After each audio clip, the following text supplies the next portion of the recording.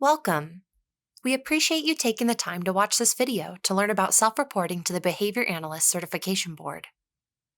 We hope that by the time you finish, you will have gained a more comprehensive understanding of self-reporting, including how to report, what needs to be reported, and why reporting is so vital.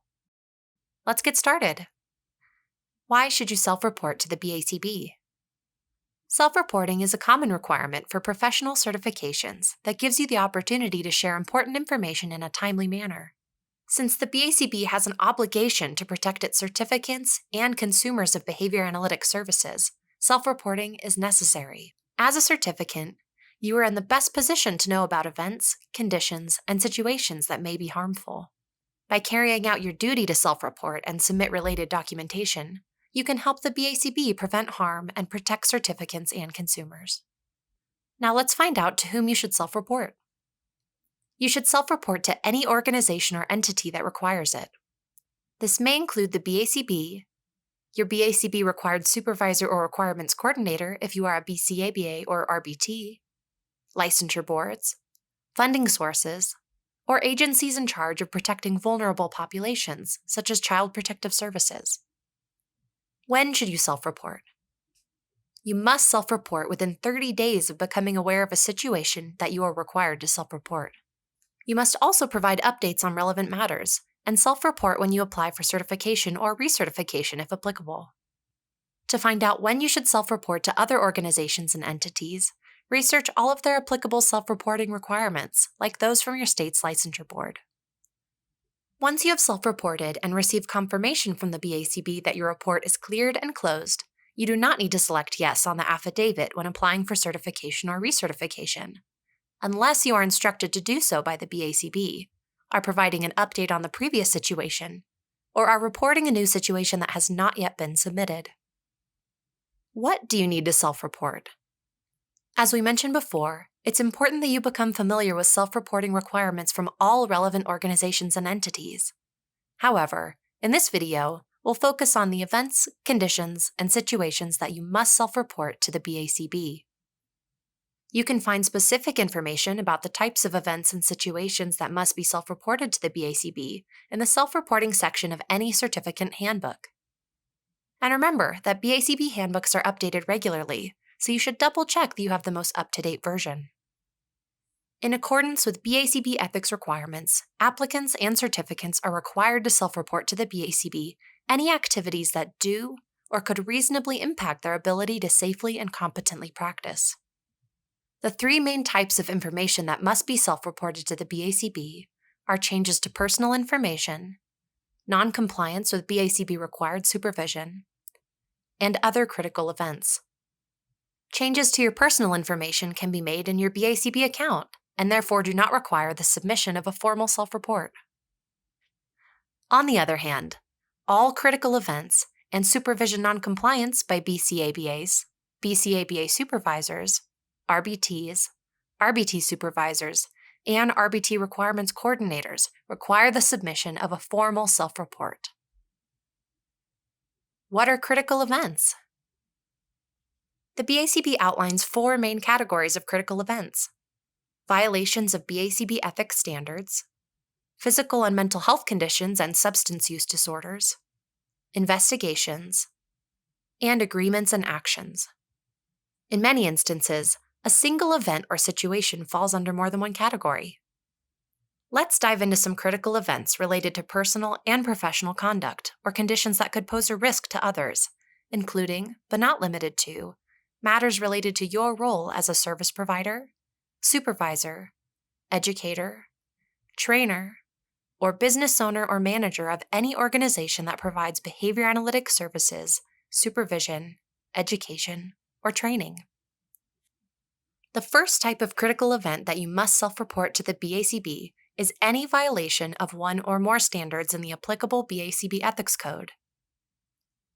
The second type of critical event that you must self-report to the BACB is any physical or mental health condition or substance use disorder that has occurred within the last 3 years, directly impacts your ability to safely and competently provide services, and for which you do not or did not have an active, effective care plan in place. If you have an active care plan in place, but it is no longer effective, you must self-report.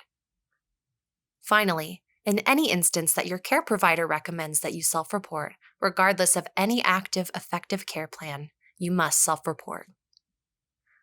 This category also mandates that you self-report any physical or mental health condition or substance use disorder that, within the last 3 years, resulted in you being voluntarily or involuntarily hospitalized or placed in an inpatient or intensive outpatient treatment facility. You are also required to self-report if, within the last 3 years, you have been subject to a diversion plan or treatment plan related to your physical or mental health condition or substance use disorder, in accordance with a license or credential held by you in any profession, or in accordance with a court of law following criminal charges against you, for which your physical or mental health condition or substance use disorder lessened the underlying offense resulting in a diverted or deferred outcome. The third and fourth types of critical events you must self-report to the BACB, investigations, and agreements and actions, are closely related. But before we discuss them, let's review an important term: funder. For the purposes of self-reporting, funder refers to any entity that you have contracted with to provide behavior analytic, educational, or healthcare services, including, but not limited to, healthcare organizations, state or federally funded services, commercial payers, managed care organizations, educational institutions, and other payment entities. Now let's take a look at investigations. You must self-report to the BACB any investigation naming you, a company that you own, or a company in which you hold a primary role related to the matter under investigation, such as billing or clinical quality control.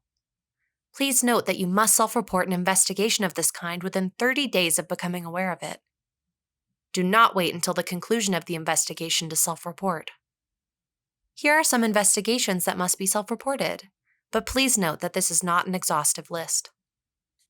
Any investigation conducted by an employer in response to an alleged violation of any BACB ethics standard. Any investigation or audit conducted by a state or federal entity, professional association, or educational institution that was triggered by a complaint or irregularity identified by the entity. Examples of federal entities include licensure and regulatory boards. Any investigation or audit triggered by a self-identified irregularity. Any billing or quality control audit, such as a random or scheduled audit that was not triggered by a complaint or concern, conducted by a funder, governmental insurance provider, licensure or regulatory board, or other entity that resulted in an order to repay money due to overbilling and a penalty that exceeded $2,500 or equivalent. The final types of critical events that must be self-reported to the BACB are qualifying agreements that you have entered into and qualifying actions taken against you. For information on what constitutes a qualifying agreement or action, review the self-reporting section of any certificate handbook. Please note that you must self-report agreements and actions within 30 days of receiving a final determination, disposition, or order, or signing an agreement or consent order that relates to any of the events listed in the self-reporting section. How do you self-report to the BACB? To determine whether you should self-report to the BACB, review the self-reporting section of any certificate handbook. This section expands on the events, conditions, and situations that must be self-reported to the BACB. And don't forget that the BACB's self-reporting webpage can also be a helpful resource. If you or your supervisee needs additional guidance to determine whether to self-report, consider reaching out to a supervisor, manager, mentor, or trusted colleague to help you make a determination. If you are still unsure, that's a good indication that you should submit a self-report to the BACB. Next, notify your BACB-required supervisor if applicable. If you do not have a BACB-required supervisor, consider notifying your employer, a mentor, or a peer. Now it's time to begin your self-report. Download, review, and complete the self-reporting statement that can be found on the self-reporting webpage. Once the self-reporting statement is complete, gather and organize your supporting documentation. Please note that if you are only self-reporting non-compliance with BACB required supervision, the self-reporting statement is not required. In some instances, like when you don't have official documentation yet, it may be appropriate to include a cover letter with your submission. For example, you should include a cover letter if you would like to share information with the BACB that is not covered in the self-reporting statement, or if you are self-reporting to meet the required timeline but do not yet have all of the relevant information. If you decide to include a cover letter, please refer to the following examples. Here you can see a sample cover letter from Self-Reporter 1. Please note that Self-Reporter 1 provides the current date, their full name, when they were certified, and the date of the situation. They also clearly describe the situation, explain the status of the situation, and offer to provide future updates. Here you can see a sample cover letter from Self-Reporter 2. Please note that Self-Reporter 2 provides many of the same standard details that Self-Reporter 1 provides. However, Self-Reporter 2 also confirms that they spoke with their employer, provides an explanation for their failure to report within the required 30 days, and confirms that they established a plan for moving forward. Self-Reporter 2's letter is another great example. How do you submit this information to the BACB?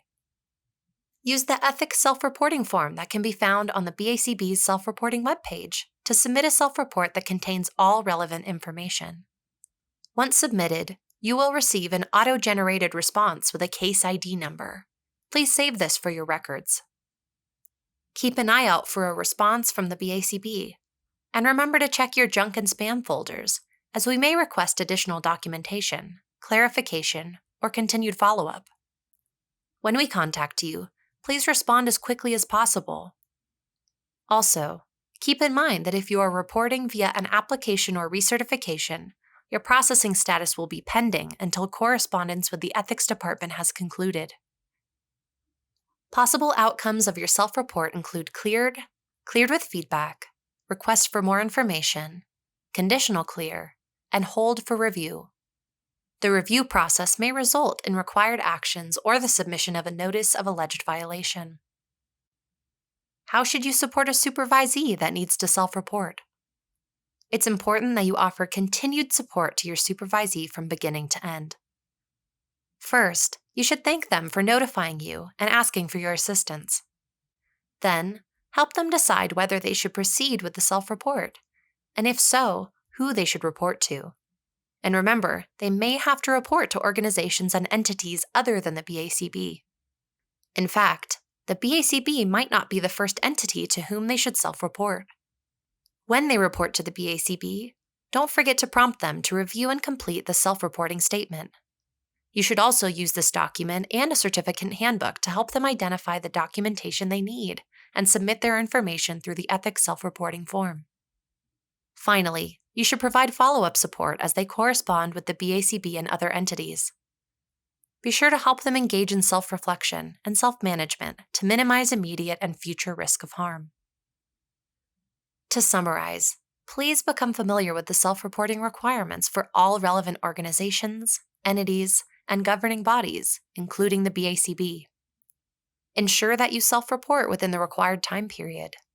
And, if applicable, submit a formal self-report, including the self-reporting statement and supporting documentation. Thank you for watching this video. Make sure to visit the BACB's self-reporting webpage to familiarize yourself with the documents and form covered in this video.